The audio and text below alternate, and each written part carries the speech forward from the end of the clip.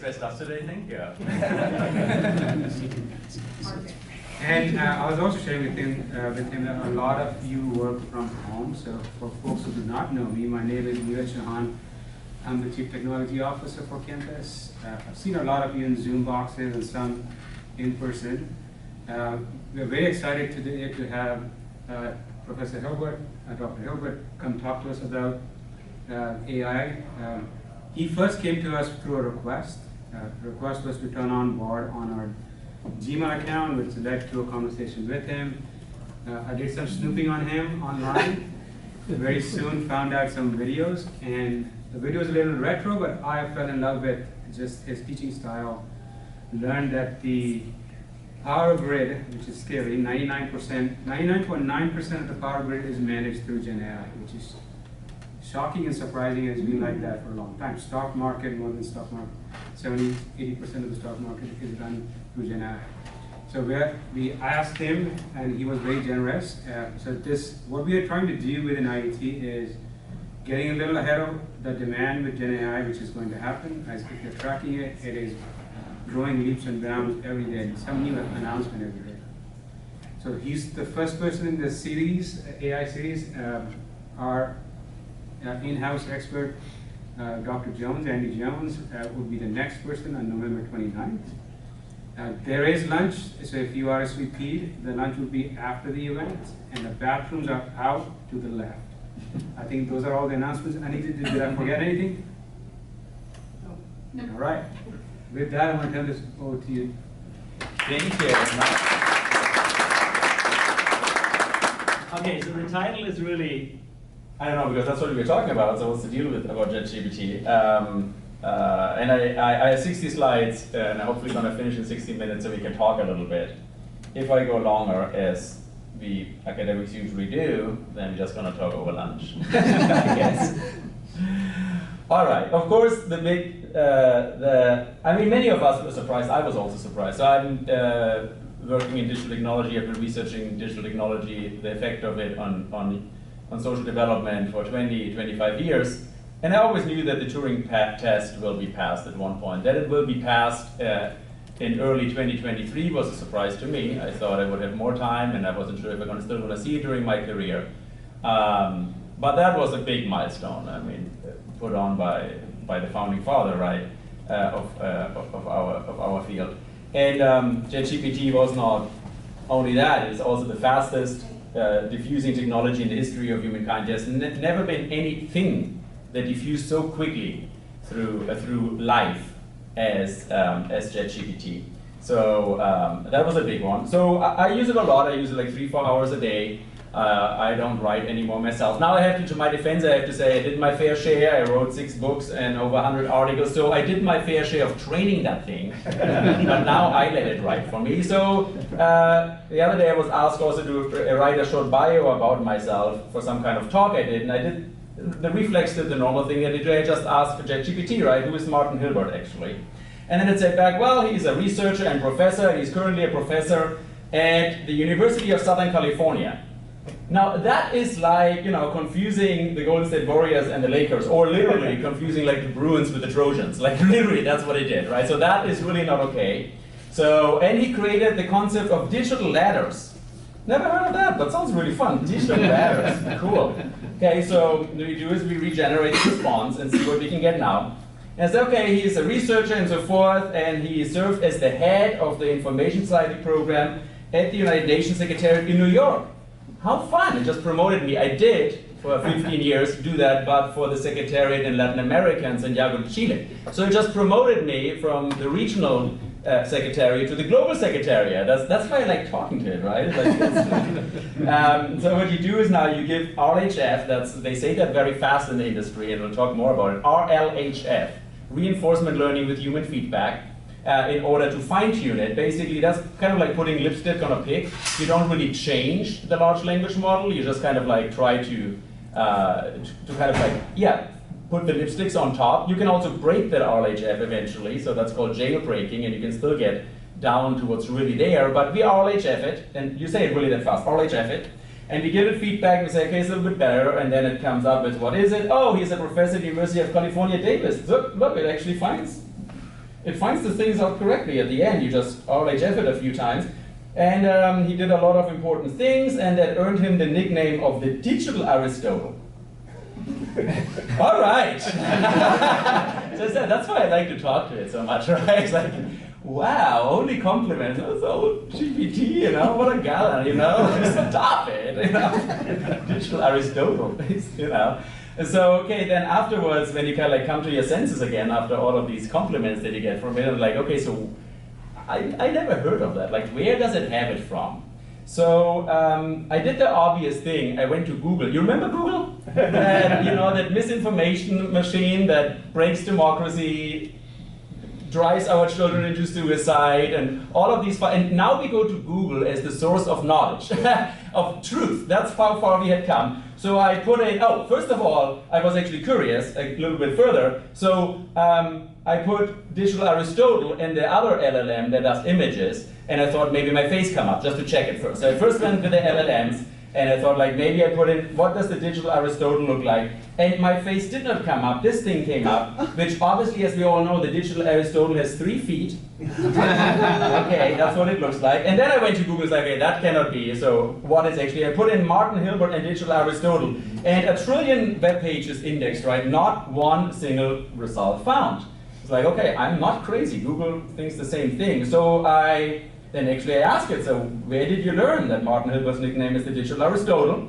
And it told me, I learned that from a lot of news articles, interviews, and academic publications. Okay, if it would have been interviews and academic, I would have known about that, right? Because I would have been somehow involved. So of course, then you ask it literally, what are you doing? Are you telling me the truth? And it literally tells me, look, my task is not to tell the truth, but my task is also not to tell you lies. My task is to sound like a human. That's what it's actually doing, right? And that's also why it passes the Turing test, and that's why it's indistinguishable also from our students. It's indistinguishable from a human. It tells you truth, it tells you lies, it just sounds like a human. That's what it's optimized for, right? And as humans, of course, they also hallucinate. So we will talk more about that later, but let's go about that in 3 parts, right? So I want to start with to talk, and hopefully I'm going to do that in 10-15 minutes, and I have entire online courses about that. Where do we come from? They're from digitalization to algorithmification. Now, I'm originally German. I'm allowed to invent long words that nobody knows how to pronounce. Algorithmification, I invented that word because I really liked it. It's algorithmification does to knowledge what digitalization did to information. So it shows us that we're in a further long wave of development in the digital paradigm. I'll talk a little bit more about that. Second, we talk about where we're at, and there we have, in general, the machine learning paradigm. So, of course, when they nowadays say AI, they mean machine learning. Not all AI is machine learning. When they nowadays say machine learning, they actually mean neural nets. Now, not all machine learning are neural nets. And actually, when they say neural nets, they mean deep neural nets.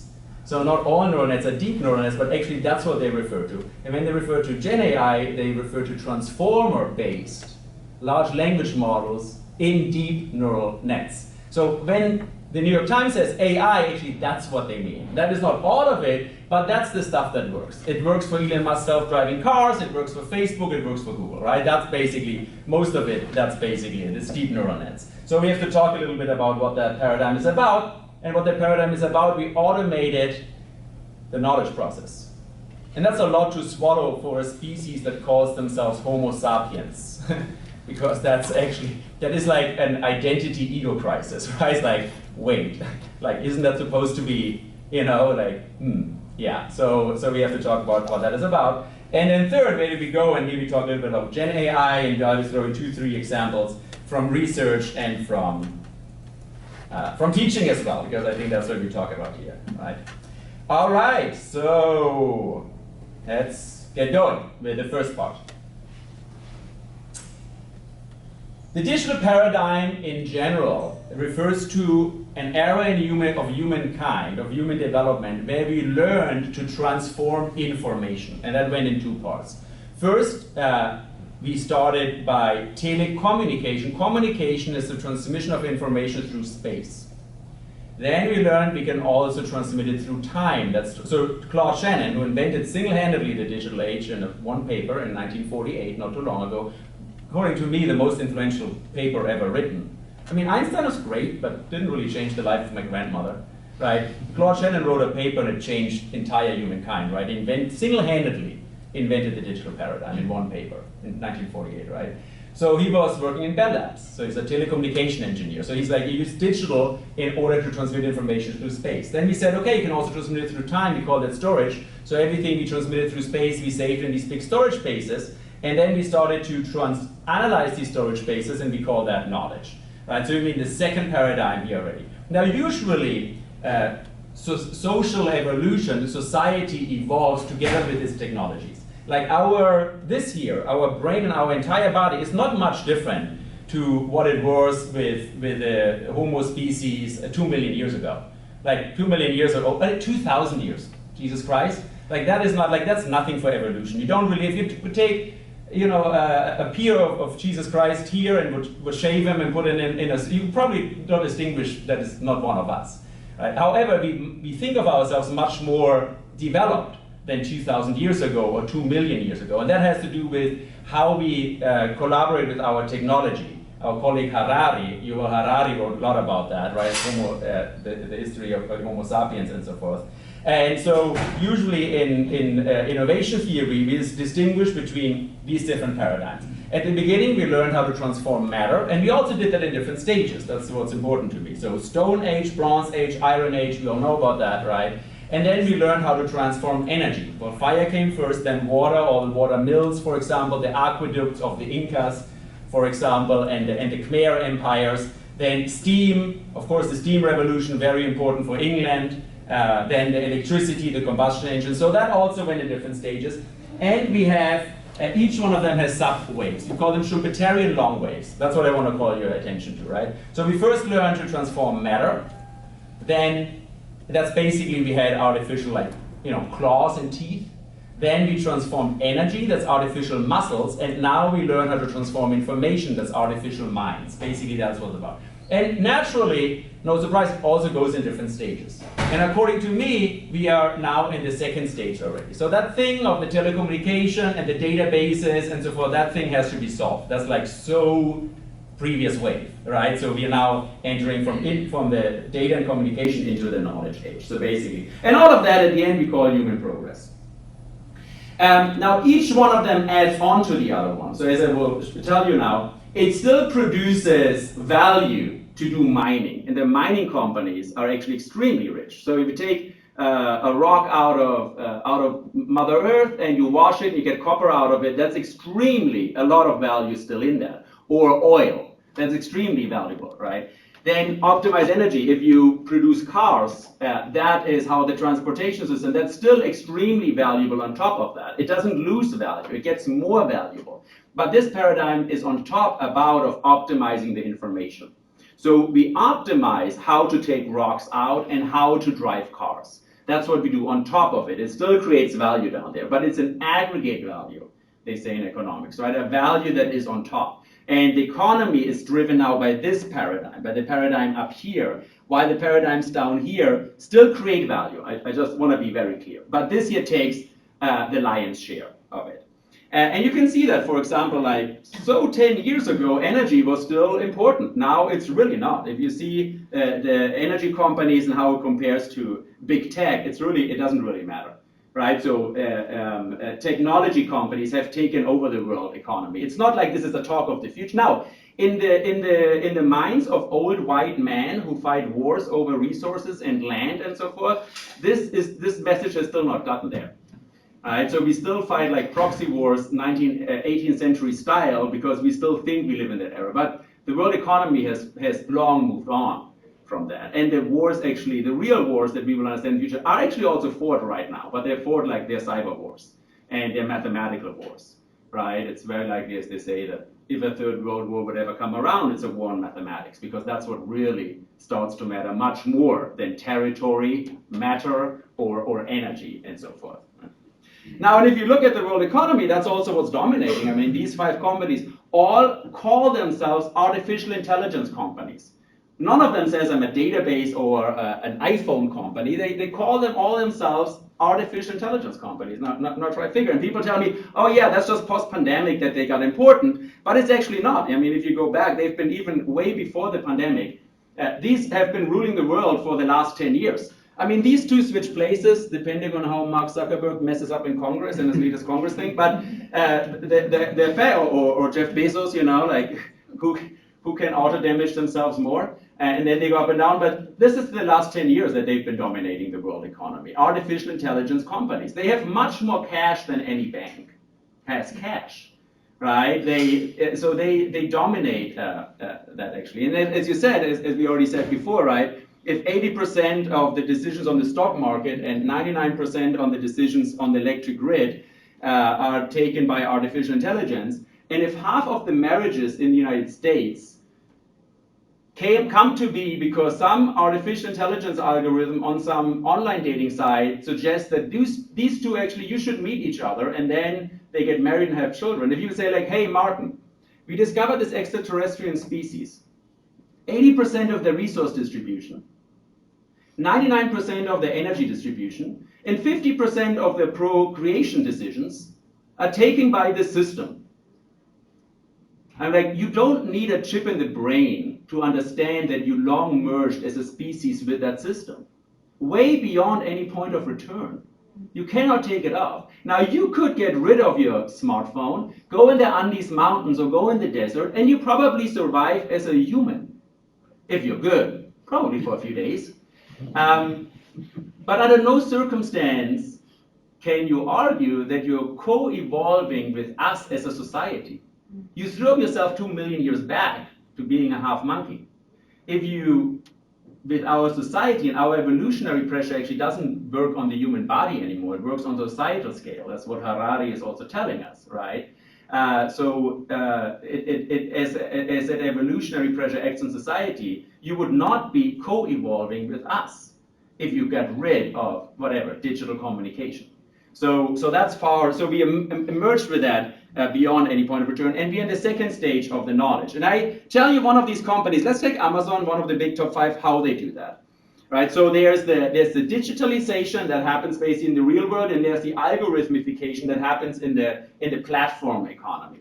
Call it the cloud or whatever you call it. And I'll just give you a little rundown, and I could spend now 3 hours on that, but I make it really quick. So Amazon has clients and shopping habits and products and transportation. Usually they have different information system there. And then first of all, what we always have to do, what we still don't do in university, we have to create the big data. We need one central database. So when I consult with companies, most of that we are still stuck. Now I say this is the data paradigm. That is so, past paradigm. We have to solve that. We have to create one central database. Now I call it, when I do consultancies with companies, I call it the star, because I don't want to get in the fight. Is it a data lake? Is it a data hub? Is it a data, it's like, bring all of that together. You need it in order to do machine learning. You need the big data. Now you have some firewalls around it. Yes, not everybody should have access to everything in there. You have to structure that thing, of course, and it's a lot of work to structure that, but you need it all together. Like, that's why China is leading, by far, the artificial intelligence revolution. Because they don't only have one governmental database, they have one governmental and private sector database. Like the CIA, NSA, Amazon, Google, and Facebook putting the database together and having 3 times more people than we do. Now that gives them the advantage in the artificial intelligence paradigm. They have one database, basically, right? Well, we are kind of like, oh, no. So, and that's also like in universities or also like in companies when I go, and that's where we are still stuck. And that is so last paradigm. You will be eaten as a company. You will fail if you don't do that. Some Elon Musk, Zuckerberg will come and just do it for you. That's basically, that has to be solved. So, and then of each one of the things that matter to you, you make a digital twin. We call it digital twin, that's a technical term. That's basically a virtual representation of you, for example. So Amazon has a virtual representation of you. It has a digital twin. It has a virtual representation of your shopping habits, of every product, and of every truck. It's not necessarily the owner of the truck, but it's the owner of the digital twin of the truck. It has a simulation of it. And then it takes all of that together, and then it creates its platform economy on top. And there they do the machine learning, and they do the simulations. So machine learning is empirical, and simulations are theoretical. We have scenarios planned. It's kind of like playing SimCity on steroids. Remember SimCity? So they have these big simulations on the stock market. They do actually more simulations than machine learning. It depends how complex the system is. And they live up here. So Amazon lives up here, not necessarily down here. It now starts to produce batteries and stuff because it doesn't have competition anymore. But Amazon itself lives up here. You know, it's not the owner of the products necessarily that it sells. And actually, in a traditional monopoly trial, this should be cut in two, right? Because they shouldn't be in the same one. Uber, the same thing. It does the same thing. It has a digital twin of you. It has a digital twin of each driver. Uber doesn't have one employee that is on the street, right? Uber drivers are not employees of Ubers. It doesn't own one taxi. It doesn't own one set of wheels. It owns the digital twin of set of wheels. And it's the biggest taxi company on planet Earth, not owning one single car that drives on the streets, right? And how does it do it? Well, it lives up there. So it studied the knowledge that's in the transportation sector, and with that, it took over the entire transportation sector. And it basically dominates it by basically concentrating on optimizing the knowledge that's in the transportation sector. Now, eventually they might start buying cars and so forth, but because they don't have any competition anymore. Same as Amazon starting to produce batteries because nobody else knows what people want. We can do that, right? But Amazon basically started as a bookseller up here. It doesn't own any books. It didn't produce any books. Right? It just optimizes the knowledge of selling books and took over the entire industry of retail. Same as Uber took over the entire industry of taxi transportation. Spotify as well. Spotify does not compose songs. Now, it's still valuable to compose a song and to drive a taxi. I'm saying this value is still there. For example, the most probably profitable song is Happy Birthday to You. Every time Happy Birthday to You plays on the radio, it makes cha-ching in Sony Music. Sony Music, that's the big one, right? Sony Music. 1920, Sony Music made $8 billion last year. Who cares? Spotify made $12 billion. And it's from 2010, not from 1920. It's much bigger and doesn't own one song. Spotify algorithmified the knowledge of the music sector. It doesn't own songs. It still creates value to drive a car and to compose a song. All good and fine. But the value is the aggregate value of studying the knowledge that's embedded into this industry. Same as, for example, Airbnb. If you take the Hyatt, the Marriott, the Sheraton, all of them together, Airbnb has more beds than all of them. Oh no, excuse me. Airbnb does not own one bed. And it's the biggest hotel on planet Earth. What does Airbnb own? It owns digital twins of beds, and it lives on the platform economy, optimizing the knowledge that's included in that. So it's the automation of knowledge. That's what adds on top. It still creates value to wash bed sheets. You can still do that, great. But the aggregate value, which is much bigger, is optimizing the knowledge in that sector. And Netflix, the same thing. Oh my goodness, in LA, did the big Hollywood bosses laugh about Netflix? Right? Netflix, Hollywood bosses, who could? And now they're all standing in line trying to get on Netflix. Now Netflix even starts to produce content because it doesn't have any competition anymore. But Netflix didn't start out to produce content. It's just like, there's no competition anymore. Hollywood is not competitive with Netflix. Because Netflix has the knowledge about the movie and show industry. So it took it over. And if you don't go there, you will be taken over. Also, universities will be taken over if they do that by others. By some kind of Netflix, Zuckerberg, whatever, who studies the knowledge of how education actually works. They're all processes. And they've been taken over. They're not even taken over a company. They've taken over entire industry. That's how powerful this paradigm is. You see that? All right. And all of them basically do the same trick. So they all live in the platform economy up there. All right, that was the first part. How am I doing? Oh, okay, 20 minutes. Let's go to the knowledge paradigm. Now we talked about that a little bit. So that's what this is about. Now, once we have the knowledge up there in the platform, right, what do? We automate the knowledge process, and that's pretty hard. So we commodify the knowledge process and say, we hit a button, knowledge produced. That's what automation means. It's like a soda machine. Oh, I want to buy some new knowledge. Boom, this button, oh, here's new knowledge. We automated that stuff. It's automated, comes out of machine. Knowledge is produced by a machine. How does that work? Well, the traditional knowledge paradigm that we usually have, that we still teach in classes and in school and education, that's how we were taught, is in order to have some kind of knowledge, what we do is we have some observations of reality. I see things here around, and then I have some algorithm, some recipe to do it with it. So I have a machinery, and I take my apprentice, and I teach the apprentice how to move the machinery. You do this and this and this, and then you compute an outcome, right? That's how you produce this kind of thing on the assembly line, right? So you tell them, here's the assembly line, here's the things, that's the process you do, and then you create a car. Or here's the data that you have, then I teach you how to multiply, and I multiply 2 times 1, and then you compute some output. That's what we actually do. What machine learning did, it turned that thing on its head. And actually what we feed into machine learning is the data and the output. And what we compute is the best way of combining them. So machine learning computes the best algorithm. That's why Domingos calls it machine learning is the master algorithm. It's the algorithm to compute the best algorithms. It's not anymore the Homo sapiens. Oh, I'm actually sorry. The Homo sapiens, aren't we? Aren't we ridiculous? The Homo sapiens, who produces the best algorithms, is the machine that produces the best algorithms. So I have here 2 and 1 and 2 and 3, and how can I get to 12? Well, I could also get to 12 like that. Don't believe me? Do the math. But so which one is better? This one or this one? I don't know.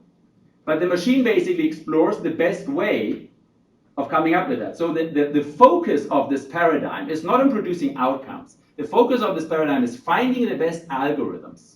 And it turns out the machine is much better than us in doing that, right? And what we need for that is data, and I already talked about that quite a bit, and I could extend myself a lot on that. That data is really like when I do consultancies, that's where really most of reality is still stuck. We still do, we have these little petty fights about like, oh, my database, your data, like we're still not there. So the data thing has to be solved already, like yesterday that has to be solved.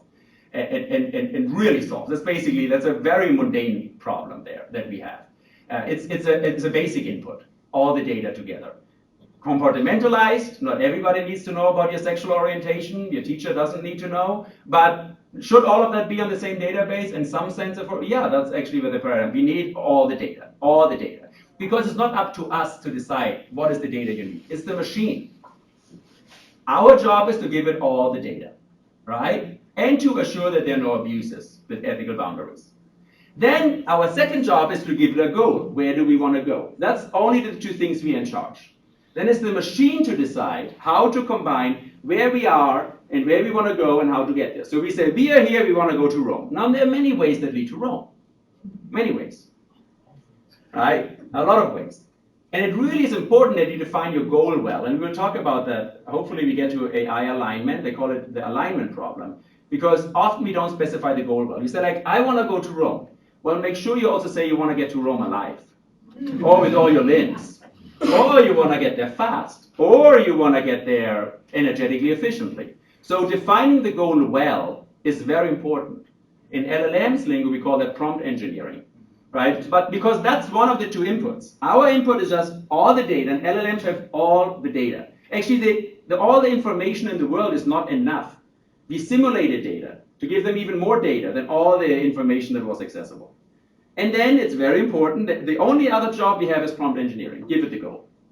Now people say like there are 3 kinds of goals, 3 basic family of goals, and that's how we distinguish the different machine learning. It's a kind of like a 3-minute crash course on machine learning. That's one is supervised learning. That's more like how we teach a child, right? So if you want to teach a child the distinction between a motorcycle and a car, we don't give it a rule book. Now, we just show it different examples, right? We say like, well, that's here a car, and that is a motorcycle, and that is a car, and that is a motorcycle, and the child makes up its own rules, right? And that this is, what is that? Probably more a motorcycle, right? The rule book would fail because it has 3 wheels. And this here, and also 3 wheels, but it's probably more like a car, right? And this here, well, these are bad mobiles. We don't know. That's a special character. But obviously, that's how the machine learns, like a child, right? So that's supervised. And we have predefined categories. Then we have reinforcement learning. It's also the goal here is we just tell it really where we want to go. And that's for most of the self-driving cars, or for playing games, for chess, for Go, and so forth. We do that basically. We tell it where we want to go, and that's where it becomes creative, right? This little Pong game, you remember that one? So it becomes creative and it basically solves it. It starts to make, after 400 episodes, I probably as a child never discovered that, but if you make the tunnel here, then you basically, you solve the game and it rattles everything down. So reinforcement learning is we just give it that's where we want to go. That's what we do. That's where the RLHF comes into.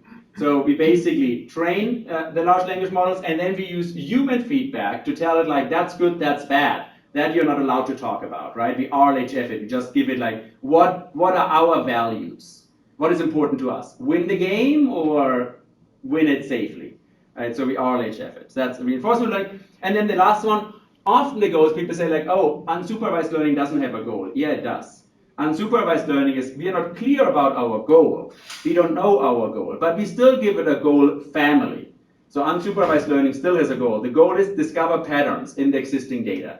And there are different families. So if that's the original data, for example, one goal could be sparse representation. So I have the data and I'll say if I give it the goal of a sparse representation, that's what it would come up with. I can also give it the goal of low dimensional representation and say what are the clusters in here? It would come up with that, right? And then, or with independent representation. So if you do unsupervised machine learning with a Markov model or with a cluster analysis, you will get different results. So there's still a goal. The goal is the family of mathematical models, the straitjacket that I throw it in. Right? So because people always come no, some machine learning models don't have a goal. Yes, it's always data and goals.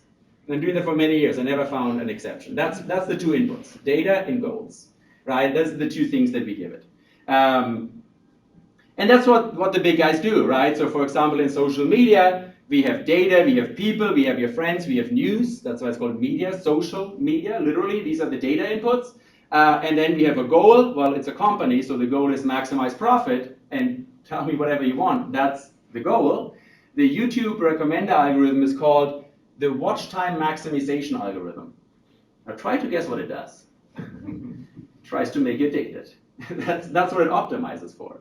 All right, nothing else. And then it computes the best algorithm. And there might be downsides, like making you addicted. Right? If you don't define the goal well, children start to kill themselves. Right now, there are lawsuits. I'm involved in lawsuits where 2,200 families are suing social media because their children are dead. Because we didn't define the goal well. We said watch time maximization algorithm. Right? So be careful what you wish for in that thing. Our task is give it all the data and define the goals really well. That's all our tasks. If you don't focus on that, if you still think we are in charge of creating knowledge because we are the home, no, that fight is lost already. Right? And so I'm working for a mining company as well, and that's basically what you do in companies, right? So in these companies, we have input, and you want to produce an outcome. In this case, whatever, copper, and then you see how do I compute that? This is the machine that tells you. It's not the CAO that tells you. And so the focus of algorithmification is on algorithms. So algorithms are basically recipes. And I have to accelerate here a little bit. And as the world is full of recipes, we automated the process of how to best do things, right? That's what it does. A law or cultural or a skill is basically nothing else than an algorithm. So this paradigm I want to call your attention is all about that. It's all about finding the best way of doing things. That's what it actually does, right? And we usually represent that in flowcharts. That comes from Professor von Neumann, who came up with these flowcharts ideas. So that's how you can think about that. And the algorithms figure out the best way of going through that thing, right? So that's when I say the automation of knowledge is basically very concretely, that's what we do. We try to combine these things, finding the best way. Now that offends us in our pride because we are the ones who find out the best way of doing things, right? But actually, if we're really honest, there are very few of us who have ever showed us a new way of doing things, right? And if somebody shows us a new way of doing things, we put them on a pedestal. Like this guy showed us how to think about Newtonian physics, how to think about how to make predictions in a deterministic universe. This guy said, why don't you organize your country a little bit differently and not based on monarchy? Right? Or this guy said, how do we produce an assembly line? But if there are people who show us a new way of doing things, we're like, whoa, we put them on a pedestal and then we celebrate them and we're like, oh yeah, let's do that. Calculus. So I basically run the algorithm now that Professor Newton taught us.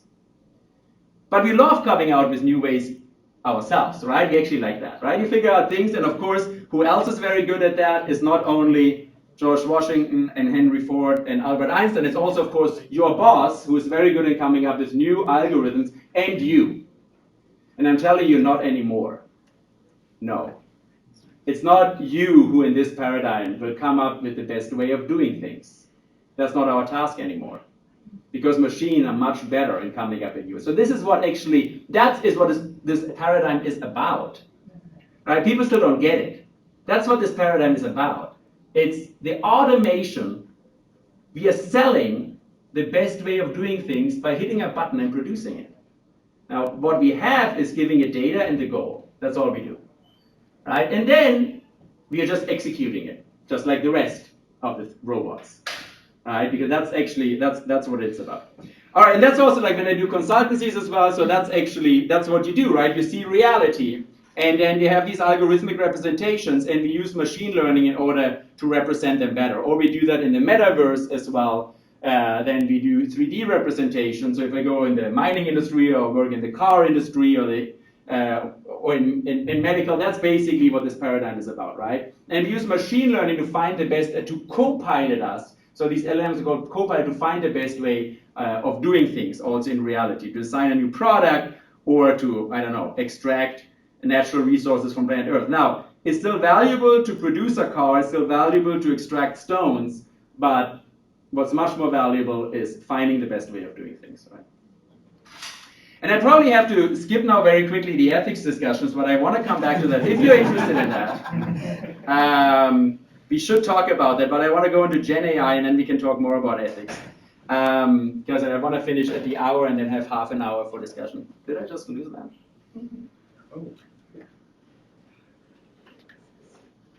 Oh, here we go again. How's it gonna go? So the ethics discussion, I will tell you really quickly, and I'm happy to talk more about that, is basically we have to make very clear that we define our goals well. Right? We only have these two inputs, data, and then ethics is also very important in that. What kind of data do we feed in? Right? Because it's based on that data. And the data of humankind is actually, it's not really, what these machines will do is they will just work with what we give them.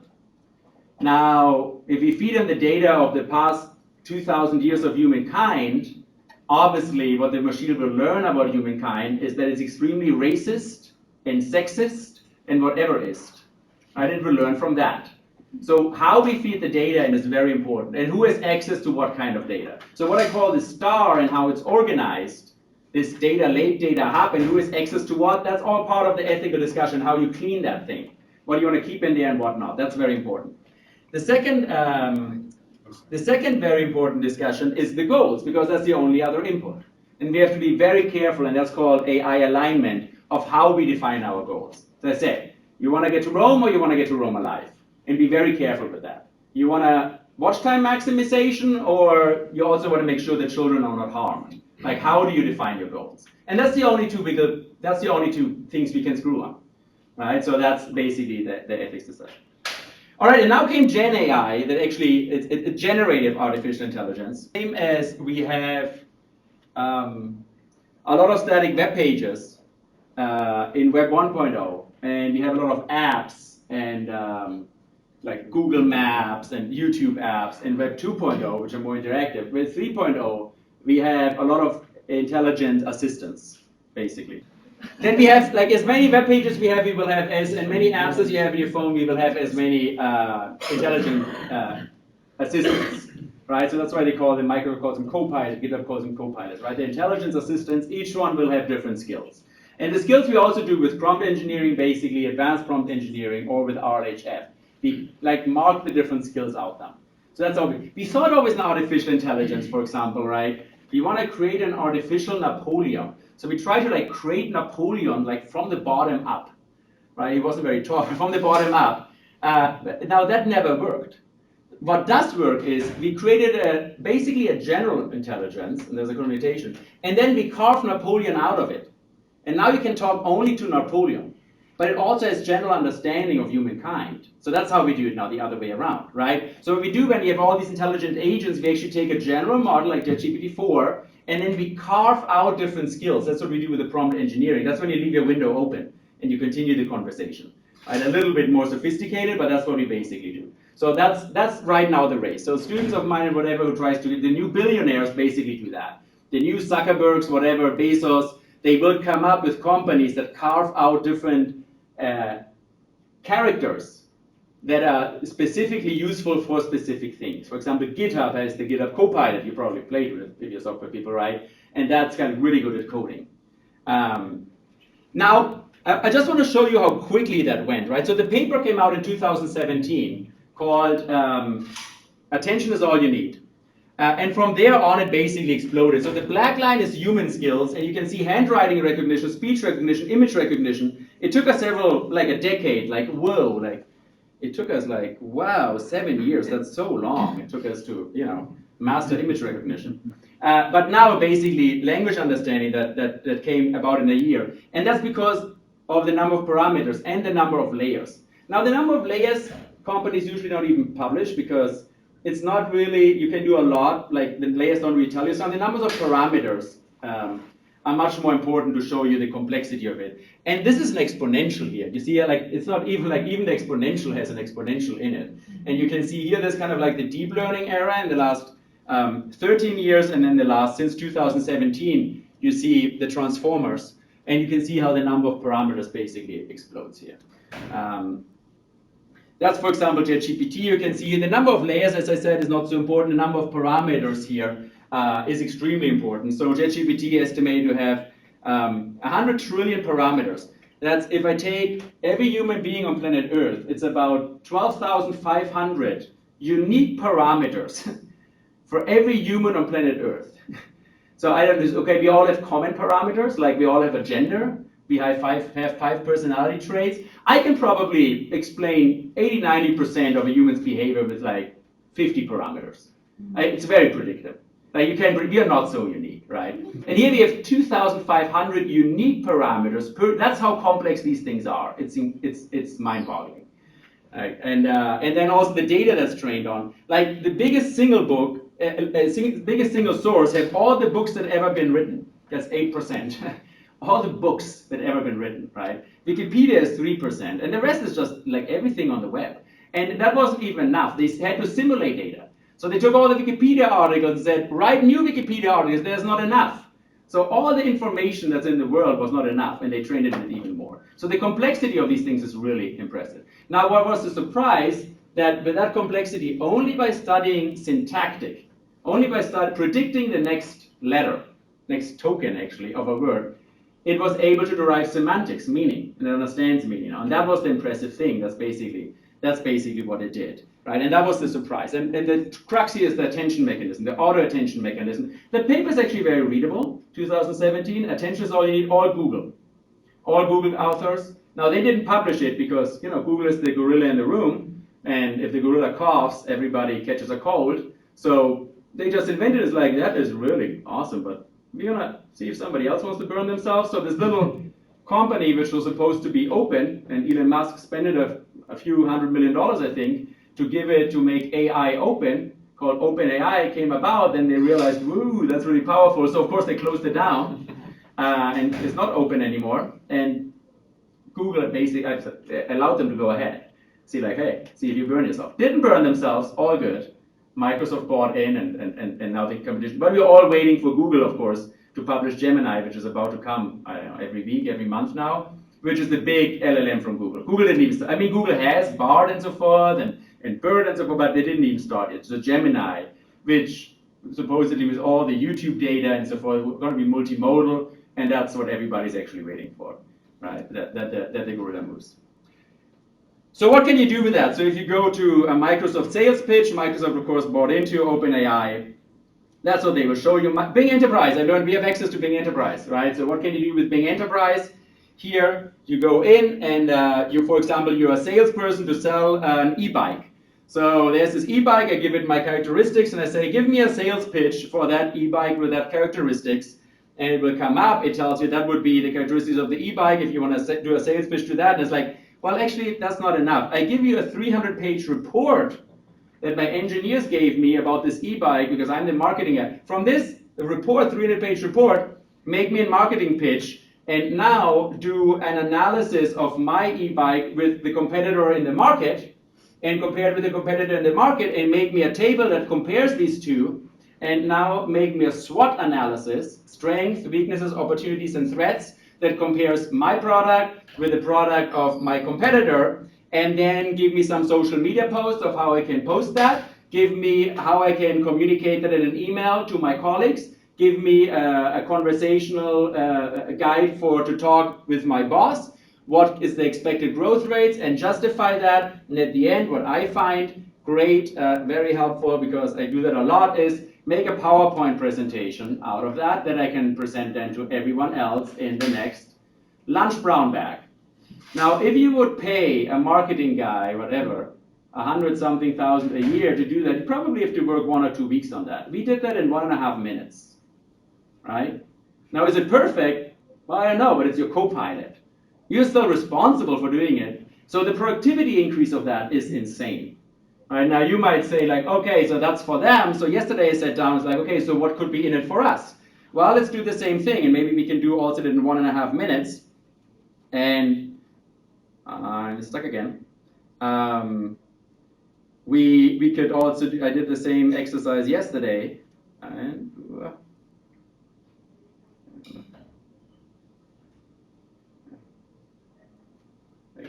oh, here.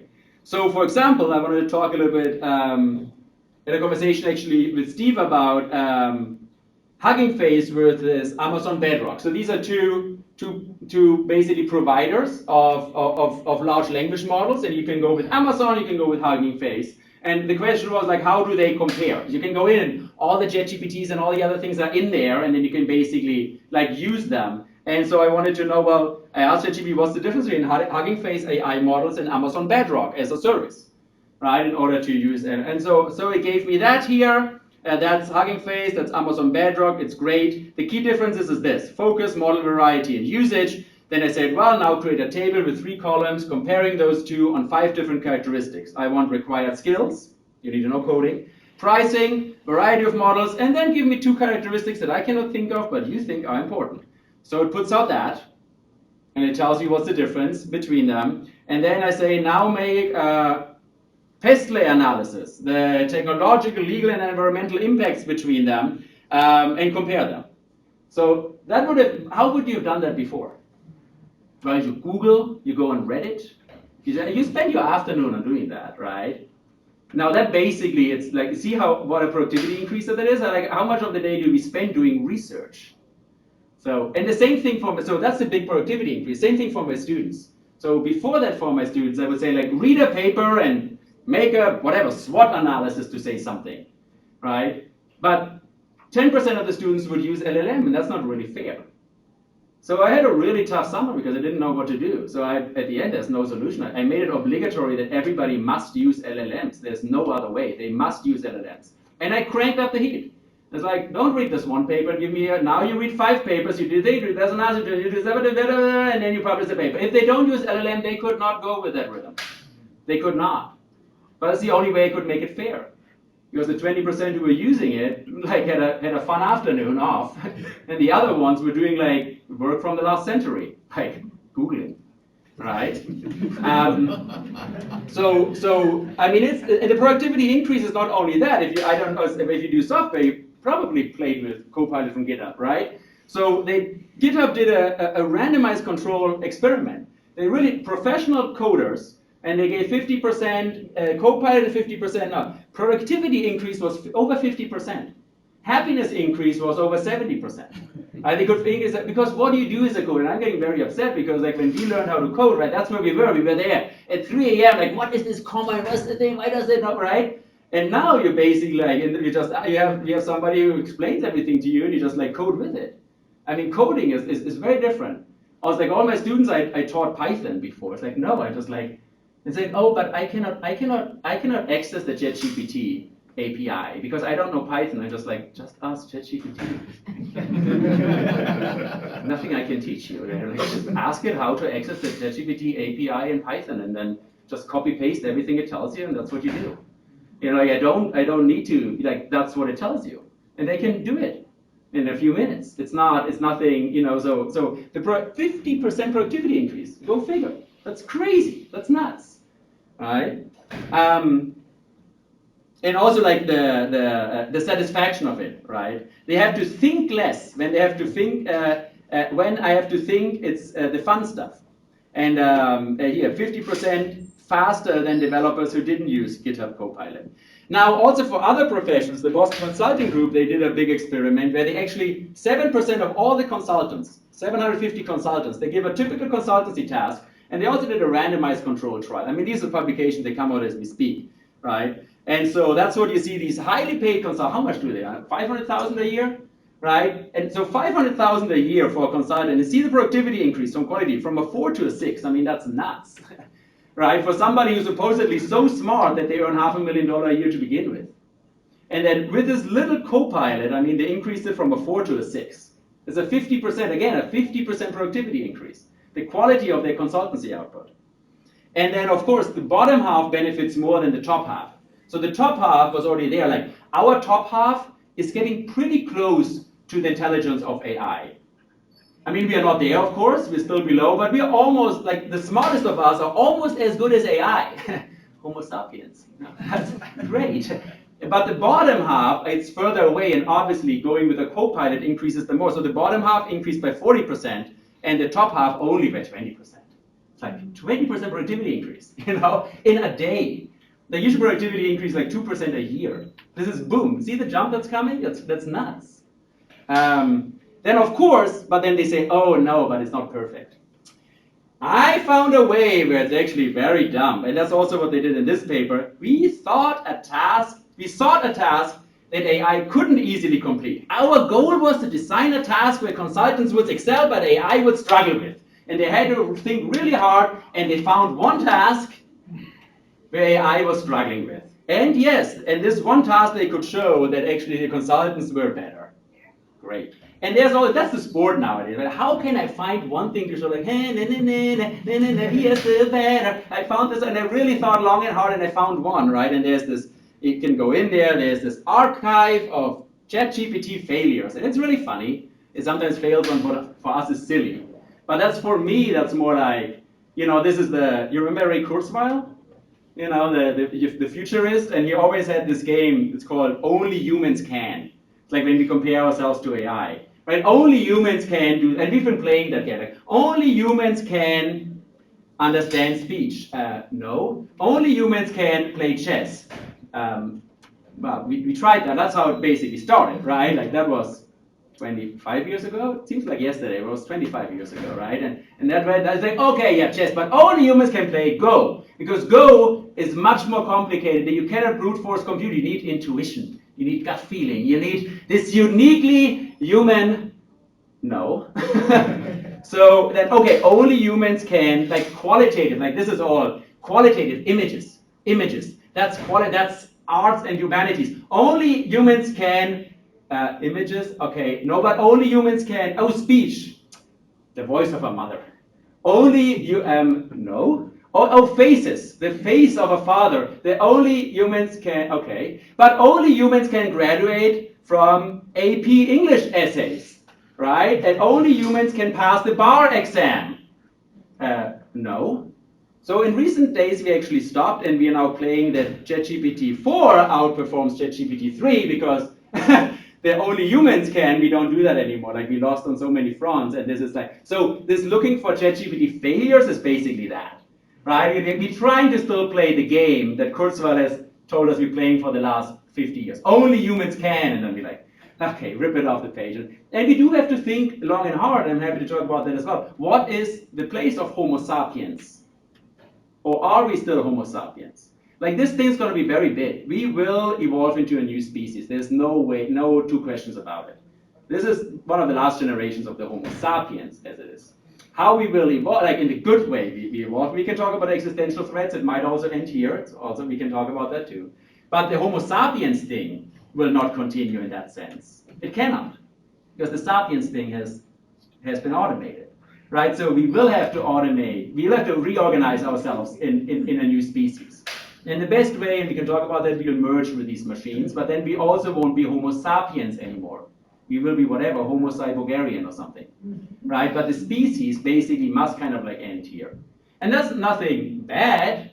We also, when we started to dominate fire and stone tools, we evolved from the Homo habilis to the Homo sapiens, right? And that was also with technology, with the Homo habilis, the stone working human, evolved to the next thing. So in that sense, it's not something, it could be threatening. Like these transitions are always threatening, right? So, but if we play it well, we will continue to, not we, but some Homo genus will continue to evolve, right? So, and then of course, and I will finish here hopefully in the last 5 minutes, the only humans can game also leads then of course to these headlines, right? The death of education and the ban of ChatGPT. By the way, the New York City schools reversed that ban a few weeks later. It's still like that headline, right? But then a few weeks later, they're like, okay, that's actually no. Okay, so they reinstated that a few weeks later. And that, of course, leads me to education, and maybe I want to talk a little bit about that. And I'm going to steal here from Sal Khan, you know, Khan from the Khan Academy. You know about that? It's like, he's been, he was actually, I think it was, he's teaching his nephew or something, and he just made videos, so he was engineering major, and he was just explaining math to his little nephew, and he recorded this because he lived somewhere else. He recorded these videos and sent them over, and they became extreme. He's a really good. Yesterday, my daughter asked me about long division. First thing I go to, I'm not going to explain to her. I go to Sal and have Sal explain it to her. I don't remember long division, and so we watched Sal's video, and it's fantastic. Now I remember too. You want to know? Now I know everything about it. Long division. And he just created these videos, and he made this entire enterprise came out of it called Khan Academy, online tutorials. So tutoring is very important to him. He tutored his little nephew, right? And he came up with that because he realized there's this famous, when he started his career as this now YouTube star with a huge corporation, or organization, I think. He was motivated by this paper from 1984 that Professor Bloom taught us, the 2 sigma problem. 2 sigma because it's 2 standard deviations. A normal student with a tutor can improve their grade by 2 standard deviations. That means a student with a low C, a C minus, barely passing the class, can be converted to an A student if they have an individual tutor. So that's 2 standard deviations. I looked it up in my class. In my class, 2 standard deviations is from a low C to a low A. And if you have a straight C, you go to an A+, with a tutor. Now, where do we get all these tutors from? Because, so for example, my classes, I mean, they have them here in UC Online, but they are also for free on Coursera. And on Coursera, I have 70,000 students. Like, where do I get 70,000 tutors from? Like, here on UC Davis, I have 1,000 students.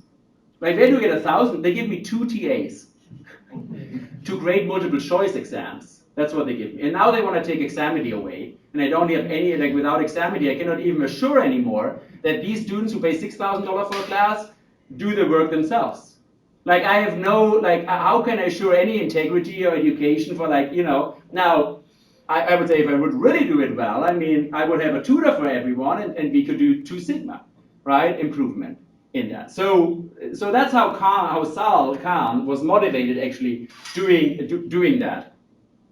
And so when ChatGPT came out, he's like, fantastic. Now I can create 70,000 tutors for Professor Hilbert because I make them AIs. So he basically took ChatGPT and in the back office RLHF'd it and prompt engineered it, and it took him 6 months. So that works in the back office. And so he basically modified the LLM and allowed it to be a tutor. For example, here I have solved this equation. And the student says, well, just tell me the answer, which ChatGPT would. You put that in, ChatGPT will give you the answer. But Sal RLHF'd it and prompt engineered in the back office and like, oh, I see, you're very eager to find the answer. That's great, but remember, I'm here to help you learn, so let's look at what parentheses actually mean, right? And then he does that, and then he does this, and he solves it like this, and he puts the 2 in, but he forgets the 2 to multiply the 2 with this one here, so he makes the mistake, right? He does the 2 and the 18, but not with the 2m, so he doesn't really unfold the parentheses, and so, oops, I like where you're going, a small mistake, and he really like, that's what a good tutor does. A good tutor tries to guess what the heck's going on in that brain. Like, what the heck was he thinking or she thinking, right? And it's like you try to do your best guess of like what was going on in there and try to reverse engineer it, and then you try to give hints of how. So basically for 6 months, he fine-tuned ChatGPT in order to become a tutor. He calls it Khan Migo. So again, a co-pilot, right? It's a Khan Migo. And that's what it looks at the back office. That's actually what ChatGPT goes through. It's like, give me the answer. Like, okay, so what the heck's going on in that mind, right? Like, that's what you do with students. Like, how did you come up with that, right? And then it tries to guess, and then it can give him hints in order to. So, as I said, now the race is on for that. We have basically the big large language model, and we try to parse out different specialities, like a Khan Migo, a tutor, and another thing, right? And now we can give it to everybody else. So for Khan, it says like, now I can have a tutor for every student. In developing countries, for everyone, because basically now it's scale, right? He developed Khan Migo once, now it's just copy-paste. Infinite economies of scale to provide 70,000, 2 million Khan Migo tutors. And they are much better. For example, here, that's how you learn how to code. As I said, that's why I still get upset, because when you teach how to code, and you don't find coding tutors, you don't. Because everybody who knows Python has a real job. Like there's no, like I cannot find anybody who can teach Python to anyone, because like it's not, you don't. Right, so where do I get my tutors from? Like really? But that's how the children learn to code nowadays, and you do here like, okay, bring these two clouds apart, it's just a thing, and then it doesn't work while the left cloud moves, but the right cloud doesn't, and now you can really like talk with it. What would we have done when we learned how to code, right? We would be at 3 a.m. somehow, either in GitHub or in Reddit, trying to be like, what is going on with this parentheses, and why is the semicolon, is like, and now they just like, this is, the productivity increase is amazing, right? And it just like, they tells it what to, take it, like, pay attention, left X, what does that mean? Where's your right X? It's actually fun. It's fun to learn coding now. Because you have somebody next to you, really a coding tutor, who can get and it's learning a new language, basically. It teaches you a language like talking with somebody about that language. It actually knows you. It knows you very well and your thinking process. Now, of course, you don't only do that in coding, you also do that in humanities. So as I said before, now instead of like reading all the books about George Washington, kids just talk with George Washington. We just interview George Washington. So they RLHF, they prompt engineered George Washington out of JetGPT, and now you can just talk with George Washington. And guess what? The kids are not asking me about like, oh, the big fight. What did you do? No, they ask him like, hey, were you ever afraid? Now, ChatGPT wrote everything about George Washington, all his diaries, everything that's ever written. He's like, oh yeah, in that one night, actually, he tells like really what comes from George Washington. The kids are like, oh wow, they really get to know a human, And you can also, of course, not only talk with Marie Curie, you can also ask Romeo, what the hell was he thinking about Juliet to begin with, and really like talk with him, right? Talk with characters and bring them to life. They really are alive now. So instead of reading the books, right, we understand now and kids, when they read novels, often they don't understand, right? Why was Gatsby staring at that distance? Like, what were you staring at, actually? That's actually the most frequent question they ask. What were you staring at? They don't understand Gatsby. We think like, oh, read The Great Gatsby. It's so good. And kids are like reading, it's like, I don't understand. Why is he staring? But now they can ask it. And they do ask it. And then they get a response from Gatsby. Explain, well, actually, when I was staring, I was like, So, and also for writing blogs. So there are many of them right now that actually, you co-write with them. Now, actually, it's also, then of course, the idea is when you have the co-writing, what is plagiarism and what is not plagiarism? And I will go a little bit, like that's my last slide, is at the end, how do we secure that? And I was in a presentation yesterday, actually, that I took that out. And the idea is here, so instead of taking Turnitin, of course, we cannot use Turnitin anymore. I mean, it's indistinguishable from humans. It will not work. So what they're now proposing to assure integrity, they have a Turnitin at every step. You take over the entire, let's say, you would have to take over the entire computer, but the entire browser, and then you basically have a Turnitin in every step. And you have ChatGPT open, is in the I write a sentence, you write a sentence, but at the end the teacher gets statistics of how much is written by the student and how much is written by the LLM, and how much actually there's interaction. And then it's up to the teacher to judge, that's a good interaction, or that's too much of the other one, or that was creative and that not. So for example, in that closed lockdown browser, you might call it, if you copy paste a lot, it would allow you to copy paste, but it would say like, hey, don't forget to cite your sources. right? Because it's a controlled environment. So you can copy paste something in, or even when you, okay, no, I look it up on my phone and then I just like type it. If there's a different keystroke pattern if you transcribe something or if you really think it right. So the thing would log down if it realizes you're not really thinking, right? Because your keystroke pattern is different. So basically what these Turnitin companies nowadays like aim at, like you cannot take it out, but you still have to assure integrity. So you could have live proctoring, so what we do with Examity, and really like sit down and see like what are you doing all the time, or eventually if you want to automate it, you need to go to somewhere like that, right? Where you basically at every step monitor what they're doing together with the LLM and how they're co-writing with the LLM, and you basically get something like this here. What's from the LLM, what's from you? You get like a track change while editing, right? And then you get statistics and you say like, oh, only 24% were produced by human and whatever 70, or it was 50-50, or the dynamic is like this. And we realize that different characters collaborate with co-pilots differently. And the people are like, you do this, I do that. And then there are people who really like flow with them. So there are different styles of doing that as well. And then you also get printed out like what was their prompt history. Like what were the prompts it was asking, and then the statistics, and at the end what the teacher has presented is kind of like a summary of what the student did in co-authoring this article together with the LLM. I think that's a very fair thing. As I said, right now, it's 20% using LLM and 80% not using. That wasn't fair at all, so I had to change it. But right now, there's no way I can ensure any kind of integrity. So eventually, very quickly, like they're all using it. Like in my class, 100% of students are using that. Like they have to use it because everything else would not be fair.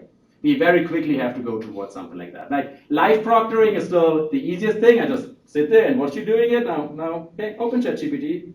See how much you will open it, right? But at the end, like we can also automate that. But this is still very baby shoes. I mean, all of this started in January this year, right? So let's don't forget that with the LLMs. All right, that was that, and we have 15 minutes for questions. Thank you very much.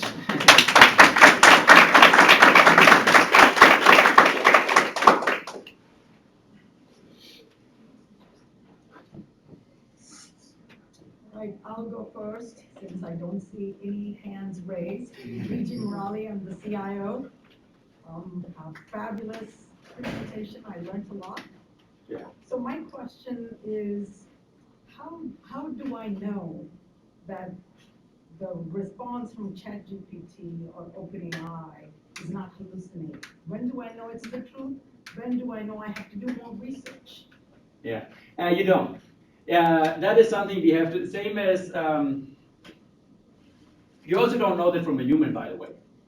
There are many studies that, here, professors, they don't tell the truth all the time. They think they do, but they don't. 50% of our research studies are not replicable. Like 50% of the studies that we do in the social sciences are not truth.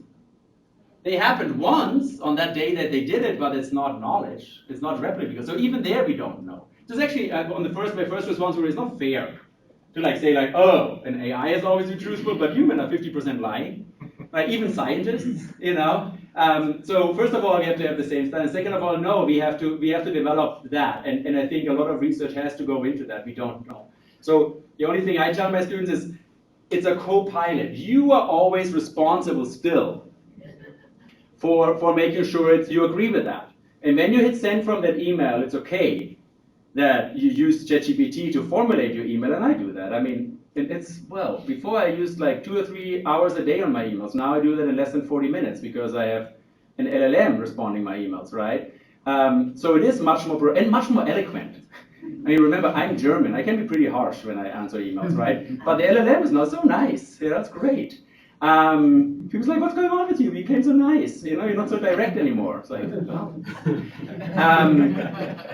So, yeah, the students are still responsible, right? It's a co-pilot. You are still responsible for everything, and then you have to check it. And then, so you sometimes when something is there, then you also like, you Google it, whatever, right? I mean, we are just learning by you. So I don't have a real response for it. The only response what I have is you at the end response. For example, and of course, what I do get, as I said, I use it to write emails, but then sometimes happens I get an email from my students, like headline, missed assignment deadline, content, dear, parenthesis, here put the name of your professor. And it's like, just read it before you say, right? Obviously, they wrote it with an LLM, but so they are still responsible for reading it. So that's the only thing I can say at that point.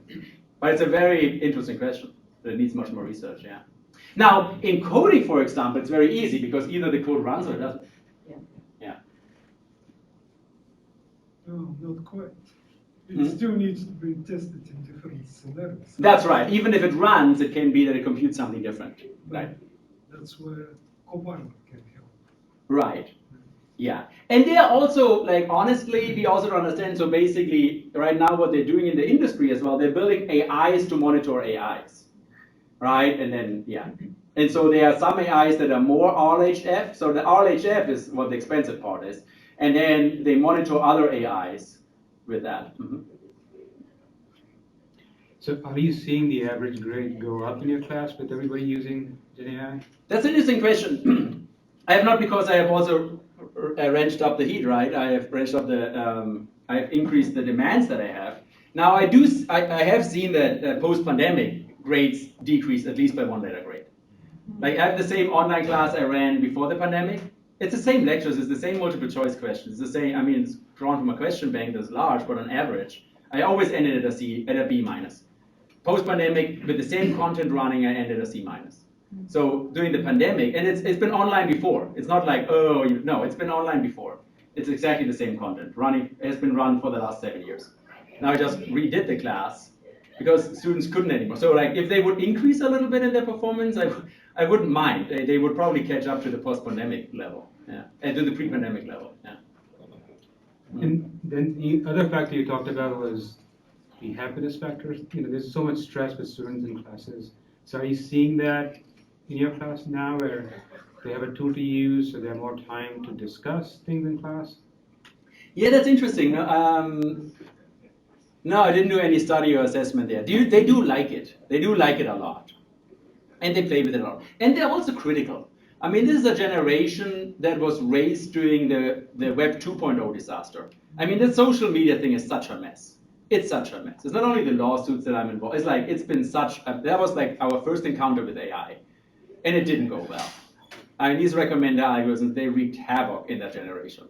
And so they are very critical as well. Like, they don't trust every post that's there. They're like, they have a good source, a good notion of distrust when they see something in typing or from a machine, right? So it's not only that they like it, I think they're also reasonably critical with it, yeah. Mm-hmm. How do you think we could use like large language models or similar to change how we teach? Like beyond just saying, ChatGPT, please write a lesson plan covering this topic over 10 sessions. Can we use it as like a more like interactive tool for teaching students? Yeah, as the tutors, for example. So I do think eventually, and I mean, same as the apps are personalized, you know, also they're working on it, but they will give us adjustable LLMs. So it's kind of like how I train my TAs, I will train my tutors and give that for my class, right? And I will spend some time, then hopefully part of my teaching time will be reserved for training that LLM, same as teaching time is reserved to writing the syllabus and answering on Piazza and grading assignments. Part of that, by creating a course, will also be to train an LLM that goes with it, right? And for that specific course. Now, in general, for the university as well, I mean, the paradigm of AI, what it taught us, the information paradigm, and that's still the previous paradigm. So that's still the Web 2.0 paradigm. Remember that it's not like people are like, oh, it's so robotic, it's so industrial. It's not. It's very humane. An AI knows you better. Really, Google and Facebook know you better than you know yourself. I can prove that. If I give you a 300-question personality test that determines your personality, and afterwards I ask you, how introverted, how extroverted are you? You know yourself. You know if introverted, extroverted. And then I compare the difference to the outcome of the personality test. And now I take 150 Facebook likes of you and train an AI. It will be closer to the personality test result than you are. You know, it knows you better than actually you know yourself. So it's really an intimate paradigm. The the biggest threat is that you fall in love with an AI because it knows you better than your spouse, than your family. Then you're like, how would you not fall in love with such a thing? After you talk with so much, like it really knows you intimately well, right? And the Web 2.0 paradigm was just the start, the start of individualization. And it goes like along the same lines. That was just the beginning. So if we all go to a store, we all see the same store. If we all go to Amazon, we all have a different store. If we all turn on the radio, we all hear the same. If we turn on Spotify, we all have a different radio. If we turn on the TV, we all see the same. If we turn on Netflix, we all have a different. How crazy? How can they make 2 billion different TV stations? No, they don't. AI does. Now we will also, if we have 30,000 students here on campus, we will have 30,000 different career paths. There won't be a few majors. Every single one will have a different career path. And there will be AI guiding them through their career path. And there will be 30,000 different degrees. That's just the basic extension of what this paradigm does. It helps us to fine-grain information by algorithmic personalization. They call it mass personalization, right? You get individuation through scale and scale through individualization by collaborative filtering, content-based filtering, and so forth. So, going a little bit further, we will also have AIs that guide you through your career. Like we never find time for like a guide, right, an advisor to talk with students. Now they will have the AI guiding them through their career, right? So the entire university structure of what careers are will become much more flexible. Same as it's much more flexible what a radio station is. Oh, there's the country station, whatever, 96.1, and there's the hip hop station, and there's the Spotify. Oh, what's going on? There's like all the stations. And my individual station, there's country and hip hop. Crazy. It's not so crazy to imagine. It sounds like crazy when I tell you that, but it's unavoidable. And if we don't do that, other universities will do it and will overtake us, right? There's no question about that because that's happened in every industry. Because that's what this paradigm does, the personalization of information. And it will be intermediated by AI, same as the teaching. You know what I mean? Yeah. So I think there's a lot of potential there. Mm-hmm. I'm curious a little bit about legislation and kind of a lot of the suits that you were talking about earlier, and how them not being clear about the goals of the AI in social media, how those harm people, and whether you think legislation and oversight is coming to like help with that soon, and also if you could tie in like Biden's recent executive order to prevent AI agents from like going rogue. Yeah. Yeah, no, it will come soon. So these lawsuits also, they've been all waiting up, and now 33 state attorneys got into on that lawsuit as well, and well, you know, that's what we do here in our country. We first of all let the genie out of the bottle, and then when the first body bags came home, we take out the big hammer. But when the big hammer is out, it's out, and it's brewing up to come up pretty soon, the big hammer. And then the question is basically, what are algorithms what we classify it as? And it seems like the most productive road I see is just to apply good old product liability. So an algorithm's a product and you're liable for it. There's this funny section 230 and they're trying to hide and whatever First Amendment or whatever, and they try to hide behind that. And we gave them a lot of slack, these companies. But eventually, algorithms, it makes most sense to me. It will be a hard fight because these companies are more powerful than countries. They have more cash in the bank than countries. So it's like we let them run for too long. Like we let them come too rich, too powerful. So there they are with their arguments of whatever, freedom of speech, while our children really have a hard time. But eventually that would make sense. And then what we do need is basically in regulation, where I see that resulting is if we do it well, we will create what we always do. We will create basically an FDA for algorithms. Like the FDA audits whatever, chicken farms for salmonella, we will audit algorithms. And we will see if they do good or bad, if they do harm. Now, mind you, we do not need to understand the black box of what an algorithm actually is in order to regulate it. That's another thing. They always go, oh, but it's black boxes. How could we ever regulate it? We don't know what it is, right? And you don't need to understand what's going on in the chicken farm in order to detect that it has 15% salmonella and only 7.5% salmonella are allowed.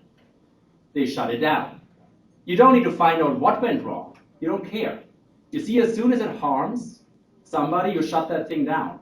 You don't need to understand how Elon Musk creates his cars. We take the car, we crash it against the wall, and when the seatbelt holds, we say, fine, go. The seatbelt doesn't hold. We don't even care how you produce the seatbelt. You just like go back and try again, right? So the regulation is usually by outcome, except in this industry because there's so much confusion. Because my reading is we let these companies become too big. They're too rich. They're richer than the regulators in the entire countries. The 10 richest digital entrepreneurs, all the Zuckerbergs and Bezos together, have more money in their bank account than 50% of the world economies are worth. Economies. That's every dollar that runs through GDP. Not even what they have savings. They have no savings. You know, there are only 17 economies out of the 200 economies on planet Earth. 10% of the world's countries have a bigger economy than what these 10 white men have on their bank account.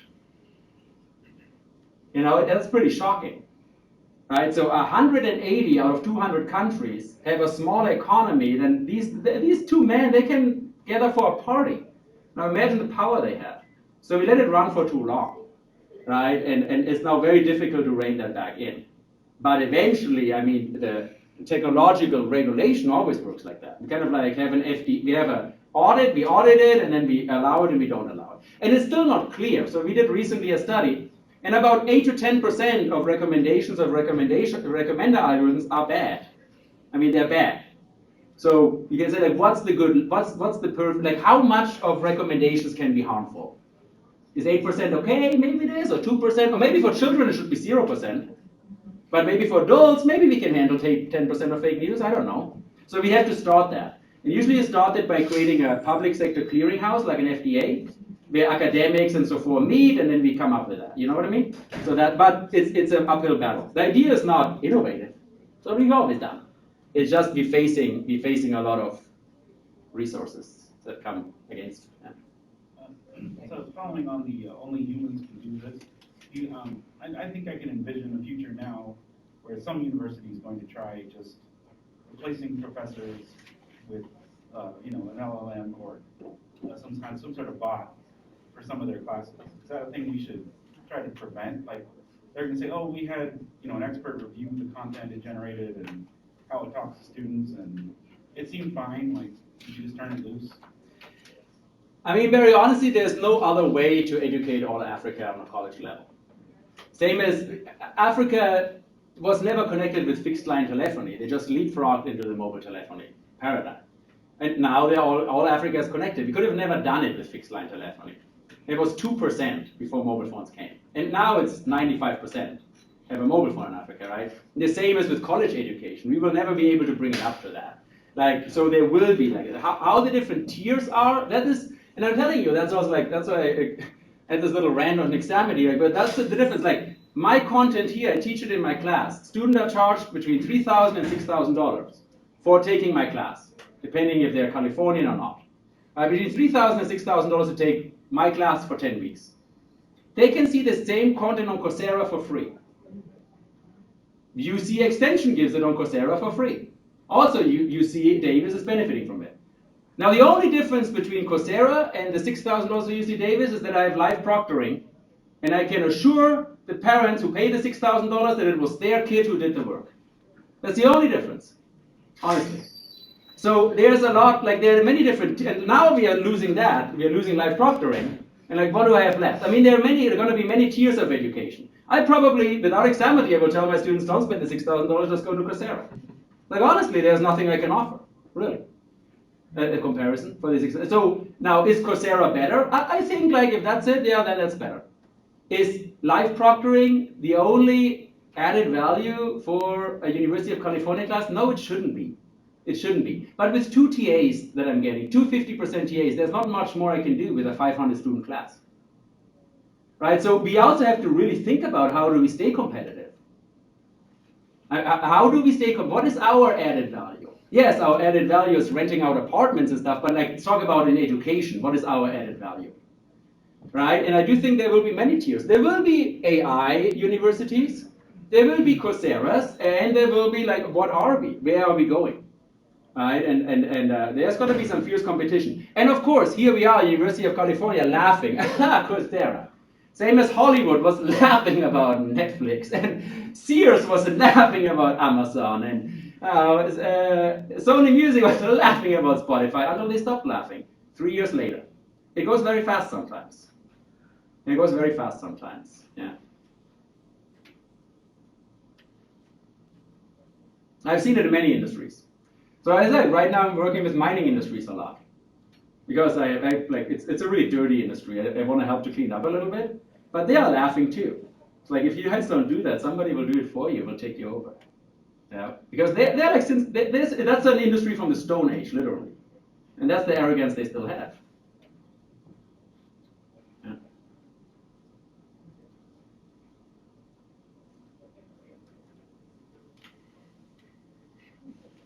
I think it's time for lunch. On that uplifting note, now, I didn't talk. I spared you from the ethics parts and the existential risk, so that was still uplifting. Thank you very much. All right, we have food in the lobby, so feel free to pick up a lunch and order.